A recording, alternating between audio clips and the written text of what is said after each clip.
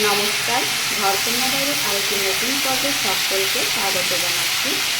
দেখুন আজকে আমি রান্না করার জন্য কী কী নিয়েছি। এদিকে কুমড়া কুচিয়ে নিয়েছি, আর এদিকে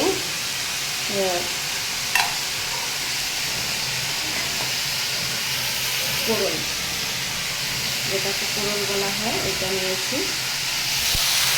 আর এদিকে হচ্ছে আলু গাজর কেটে একসাথে কষাতে দিয়েছি।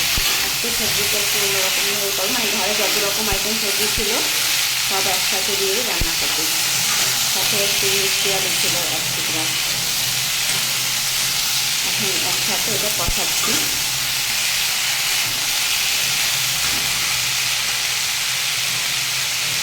লবণ দিয়েছি আর একটু তেল, এখন মশলা দিয়ে দিই। এখানে ফোড়ন পরে করবেন। দেখুন আলুর একটু কাঁচা গন্ধটা শেষ হয়ে যাচ্ছে, কাঁচা গন্ধটা আনলেই আলুর। এখন আমি একটু দিয়ে দেবো এই যে কেটে রাখা দুন্দুলি। কেউ এটাকে পোড়লও বলে থাকে। এবারে এটাকে দিয়ে দিচ্ছি। এটাকে দিয়েও একটু বেশ ভালোভাবে কষিয়ে নেব।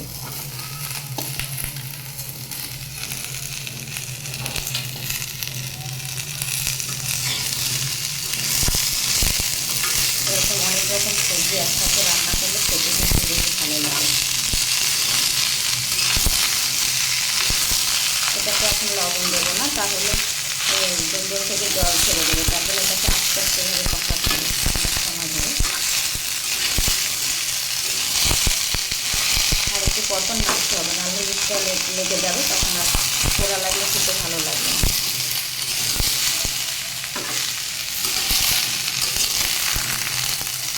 আর দেখুন এইদিকে কুমড়োটা ভাজি করার জন্য তেলে জিরে ফোড়ন দিয়ে নিয়েছি।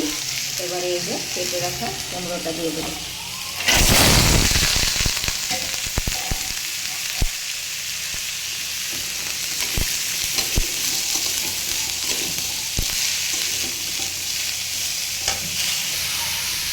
আর দেখুন এইদিকে কুমড়ো ভাজিতে আমি দিয়ে দিচ্ছি লবণ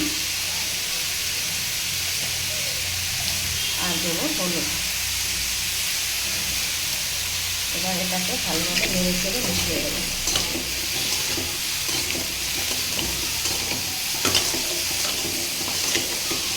এভাবে সকালবেলা গরম গরম ভাতে কুমড়ো কুচি ভাজা খেতে কিন্তু বেশ ভালো লাগে।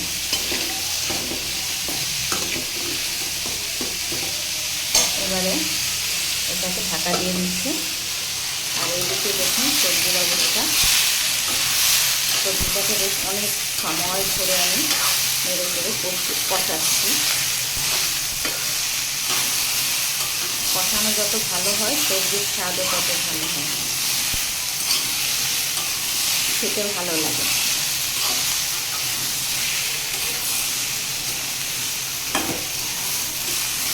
এখানে আমি হলুদ মশলা কিছু ব্যবহার করিনি, পরে করব।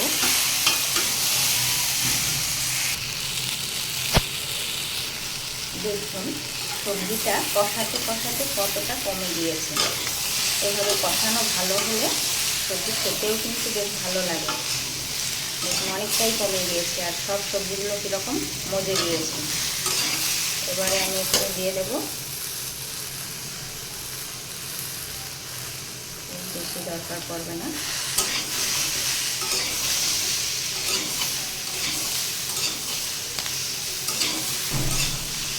হলুদটাকে একটু সবজির সাথে মিশিয়ে নেব।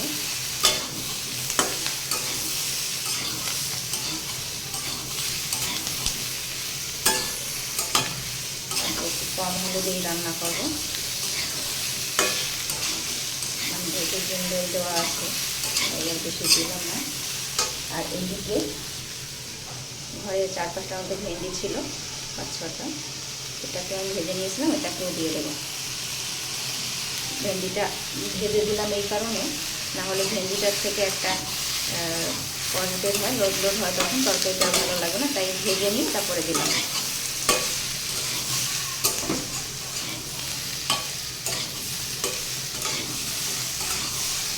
দেখুন সবজি কষানোটা কত সুন্দর হয়েছে। এবারে দিয়ে দেবো জল। আঁচটা একটু বাড়িয়ে নিই, কম আঁচে যেহেতু কষিয়েছি, আঁচটা বাড়িয়ে তারপরে জলটা দেব।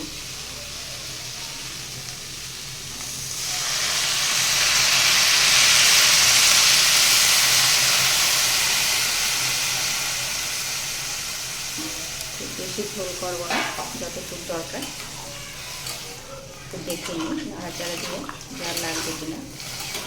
আর একটু লাগবে, আর দেবো না।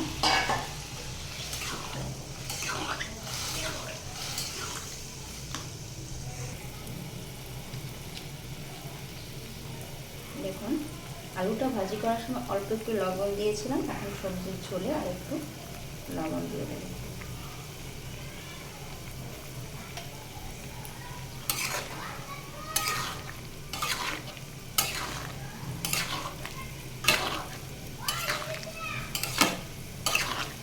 ঘরে সব সবজি একটু একটু করে ছিল, তো কী করবো চিন্তা করলাম না, সবগুলো একসাথে করে রান্না করে দিই, সাথে একটু আলুটা বেশি করে দিয়েছি।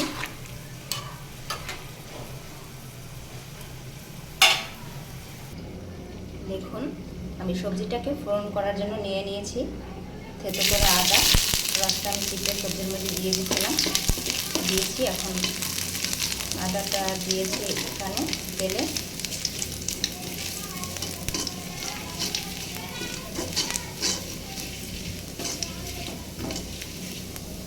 আদাটা লাল লাল করে ভাজা হোক।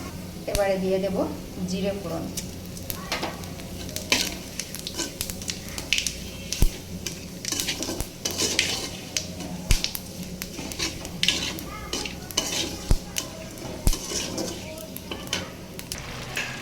দেখুন আমার সবজির ঝোলটা কিন্তু অনেকটাই টেনে গিয়েছে এবং সবজিগুলোও প্রায় সেদ্ধ হয়ে গেছে। এবারে যে ফোড়নটা দিয়ে দেবো পরে।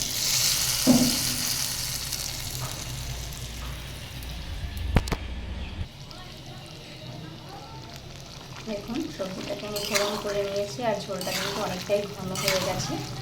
আমার রান্নাটা কিন্তু কমপ্লিট। আর আদা যেহেতু ভাজা দিয়েছি, খুব সুন্দর একটা সেন্ট ছাড়তেছে।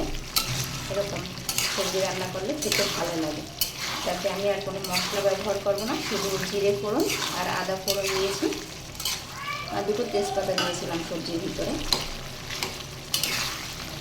এভাবে করে সবজি রান্না করে খাবেন গরমের সময়, এরকম হালকা মশলা দিয়ে, মানে অতিরিক্ত ঝাল মশলা ছাড়া সবজি।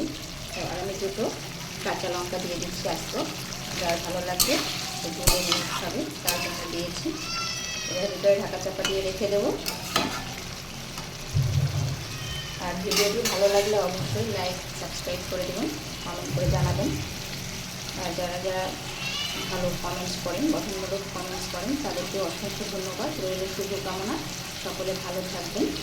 আজকে এই পর্যন্তই।